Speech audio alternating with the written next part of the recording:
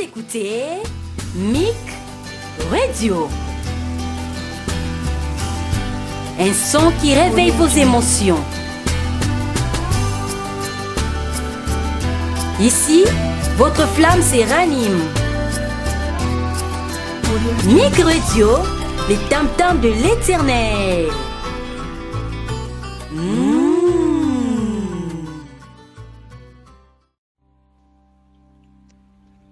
Bonjour Mic, Messianic International Church.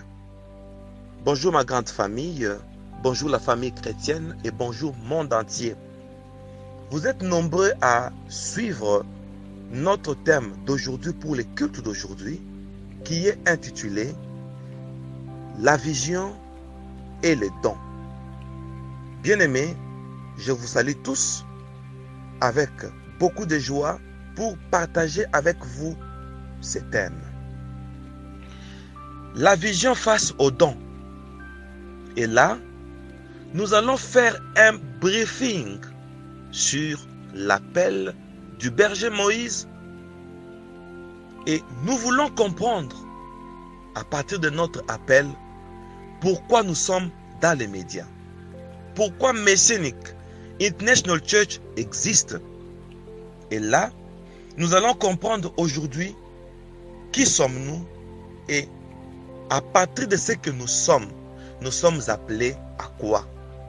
Entre le don et la vision, qu'est-ce qui prime dans notre ministère? Et c'est aussi un son d'alerte, d'alarme pour tous les ministères du monde entier parce que nous formons le corps du Christ et nous avons un même corps.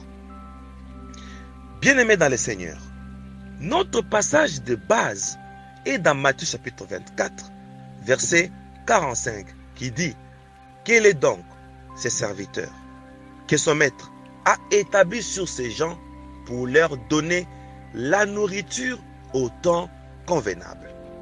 C'est ça notre point culminant de notre culte de méditation d'aujourd'hui.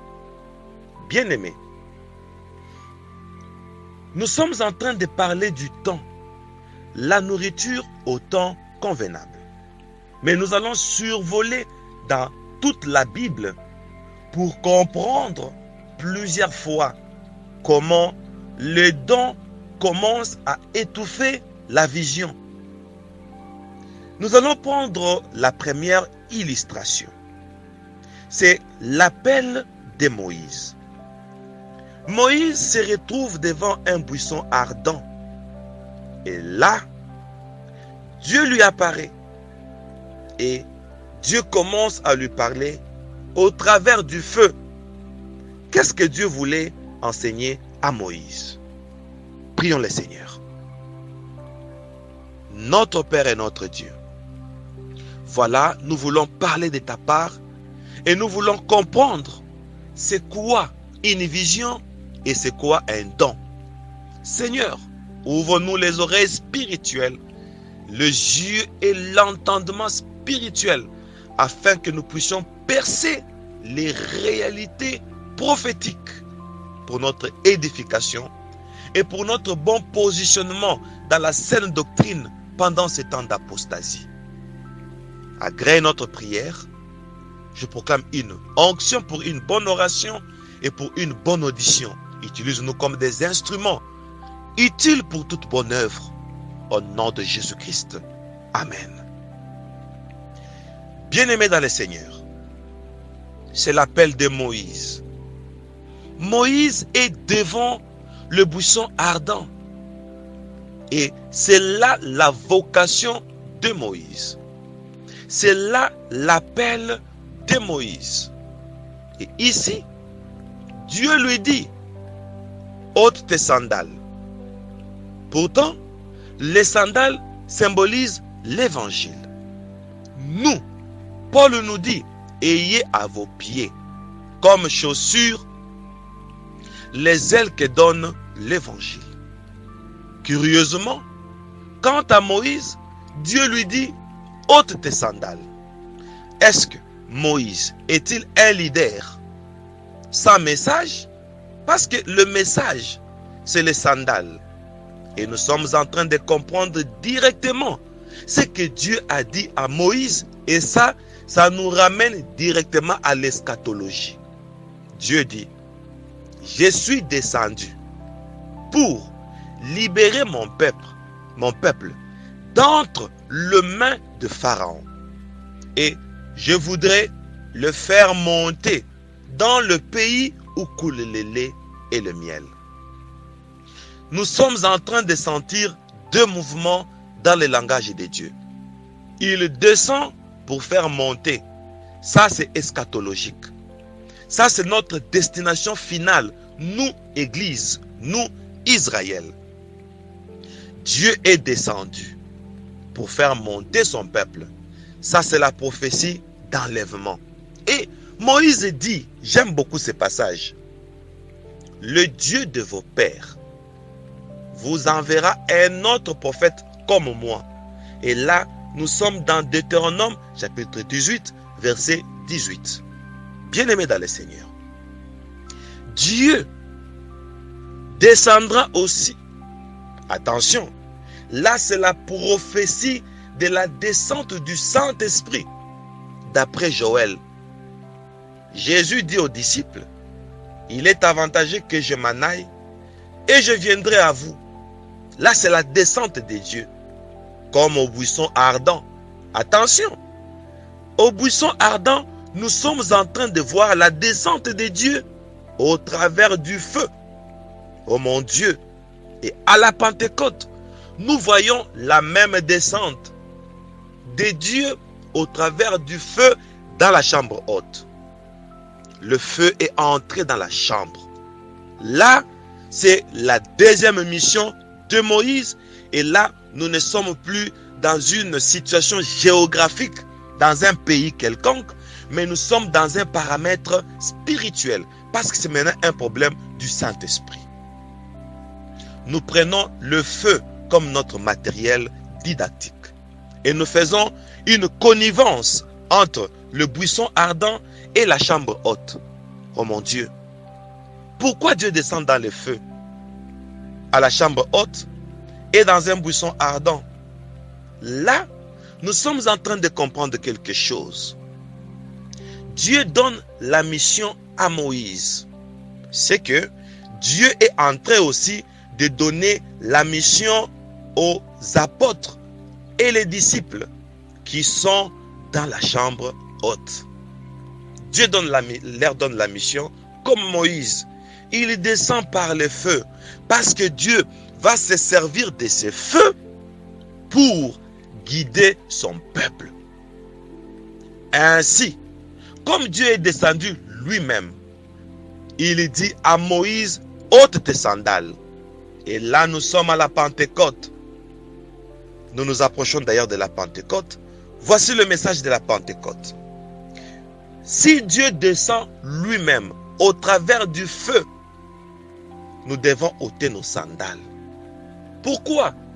Le seul à porter les sandales, Jean-Baptiste nous dit, je ne suis pas digne d'ôter la courroie de ces sandales. Pour dire, le seul à porter les sandales, c'est Jésus. Ainsi, le zèle de l'évangile que nous devons avoir, c'est Jésus. Donc notre évangile, nous devons prêcher Christ. Nous évoluons. Nous sommes en train de faire une symbiose entre le feu du buisson et le feu de la Pentecôte. Quand Dieu descend dans le feu, il vient donner une mission. Quelle est la mission? Quitter l'Égypte, aller à Canaan, via le désert. Donc, la Pentecôte que vous voyez, oh mon Dieu, l'Église actuelle a fait une confusion entre le don du Saint-Esprit et la mission de l'Esprit. À la Pentecôte, le don là, le parler en langue là, était une démonstration d'une présence, d'une divinité qui est venue au travers le feu, c'est-à-dire Dieu lui-même. Il a communiqué le don. Maintenant, Devons-nous nous attarder sur les dons ou les dons doivent confirmer une mission? C'est là où nous sommes et que le Saint-Esprit nous ouvre encore l'intelligence. Alléluia.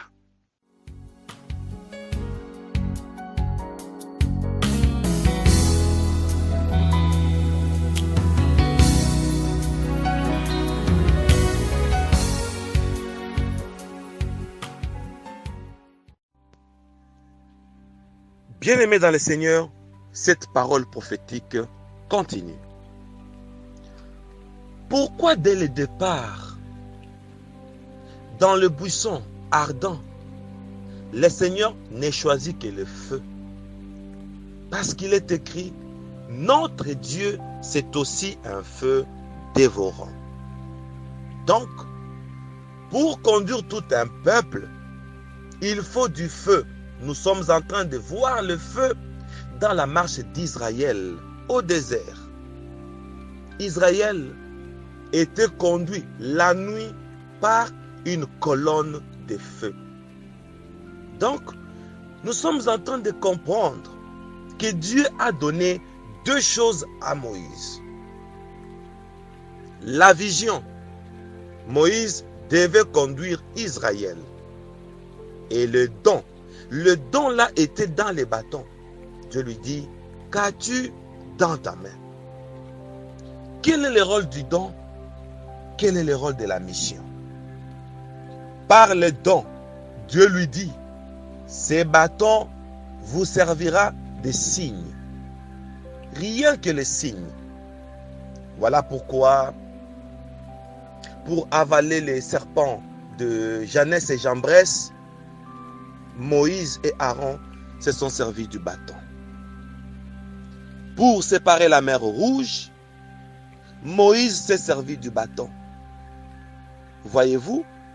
Donc, le bâton servait à la démonstration. C'est ça le don. Attention.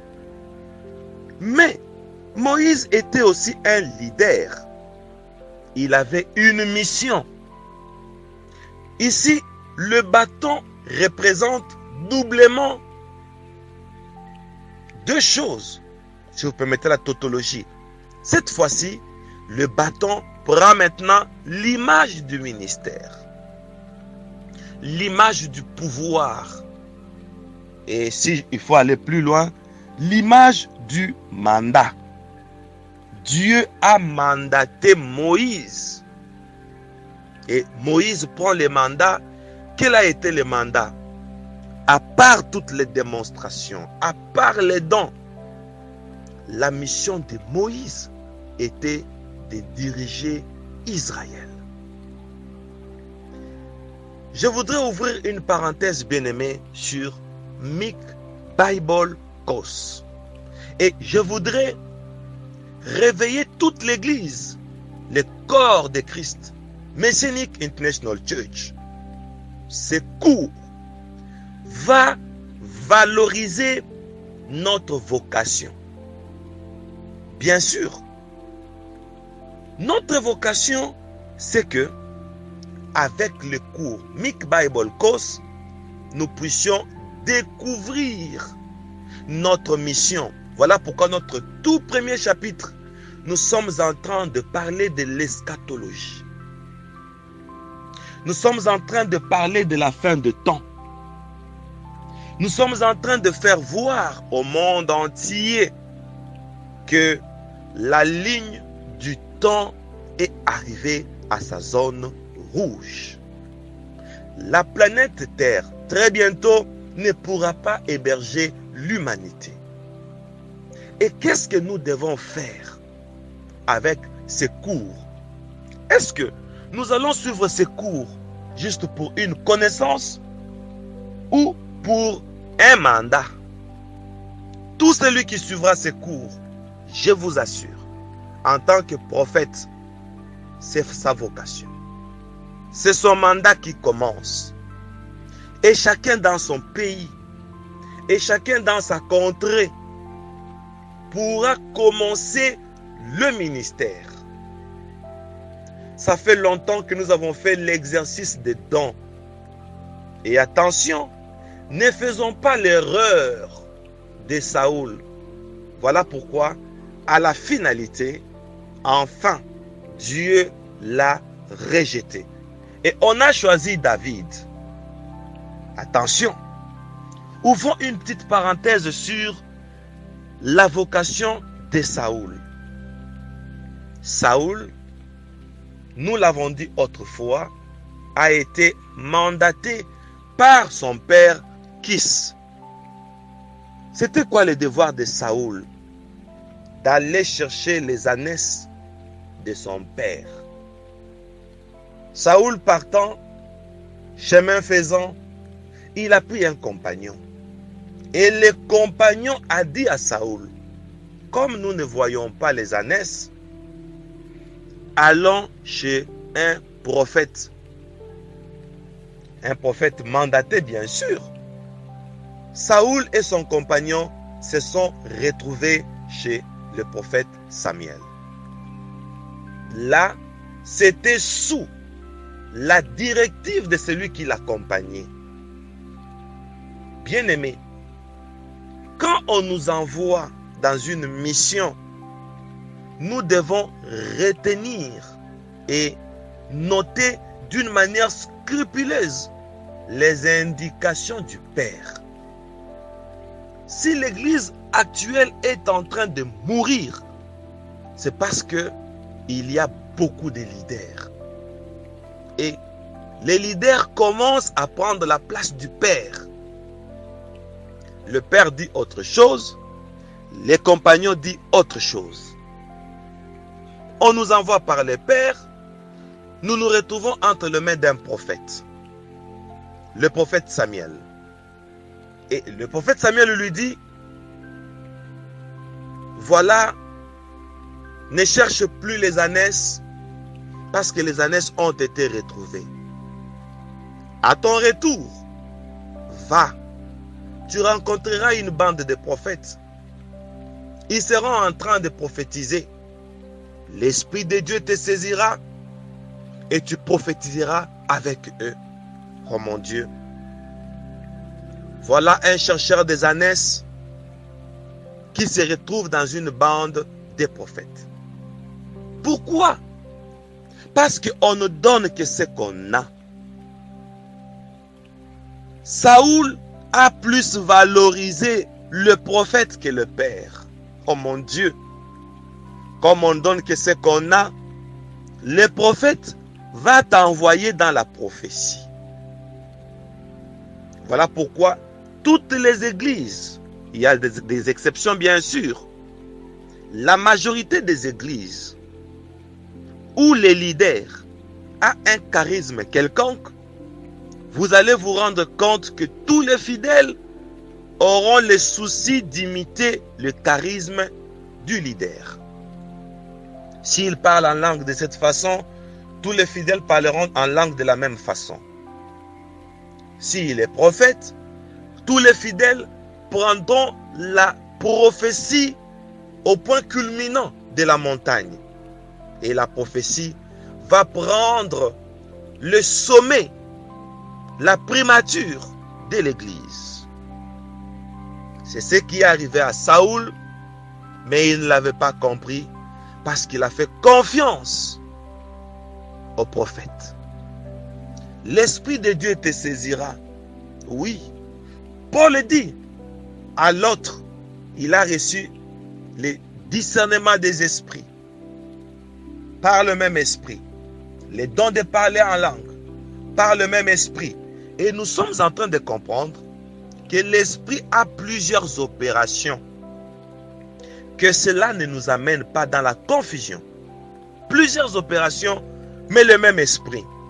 Et quand on dit plusieurs opérations, cela veut dire que le Saint-Esprit donne les dons, le Saint-Esprit donne le ministère, le Saint-Esprit donne les grâces, le Saint-Esprit fait plusieurs manifestations.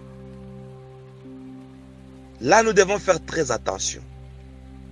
Ce que Saoul est en train de faire, il est en train de prophétiser. c'est un don, oui. Ça vient de l'esprit, oui. Mais cela ne doit pas remplacer la vision. Attention avec le don, attention avec la vision. Nous commençons le cours Mic Bible Course. Pourquoi? Pour valoriser la vision du Père qui est notre Père céleste.